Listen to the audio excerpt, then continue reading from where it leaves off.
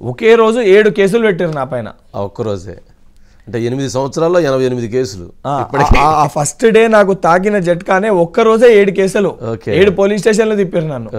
ఏదో ధర్నా అయితే అంతటా మేమే చేసినామని చెప్పని ఆ రోజు నా పైన.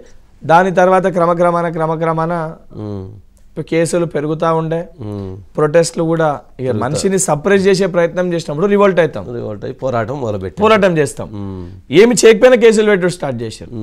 రివోల్ట్ అయినాం. రివోల్ట్ అయినాక ఏం చేశారు, ఇట్లా ఇంటలేడని చెప్పి జైల్లో పెట్టారు. ఎన్ని రోజులు ఉన్నారు జైల్లో? ఫస్ట్ టైం నేను జైల్లో ఉంది 4 days ఉన్నాను. తర్వాత కోవిడ్ టైంలో ప్రతిబంధం. సెకండ్ టైం జైల్లో ఉన్నప్పుడు second issue hospital, second Covid అప్పుడు మల్లారెడ్డి దానప్పుడు. అప్పుడు దాదాపు 9 రోజులు జైల్లో ఉన్నాను. మొత్తం సుమారు 45 days to 50 days మొత్తం 4 సార్లు జైలుకు పోయినాను. 4 సార్లు. రాహుల్ గాంధీ గారు వచ్చింది ఇప్పుడు మూడోసారి. ఏదో ఉస్మానియా యూనివర్సిటీ కేసు అది చేసినప్పుడు అదైనప్పుడు 4 to 5 times, అంటే 5 times అనుకోండి. ఒకసారి పోయి వచ్చినాను, 5 సార్లు జైలుకు వెళ్ళినాను. రాహుల్ గాంధీ గారు ఉస్మానియా యూనివర్సిటీ ఇష్యూ అయినప్పుడు వచ్చినాను. అప్పుడు దాదాపు 14 రోజులు జైల్లో ఉన్నాను.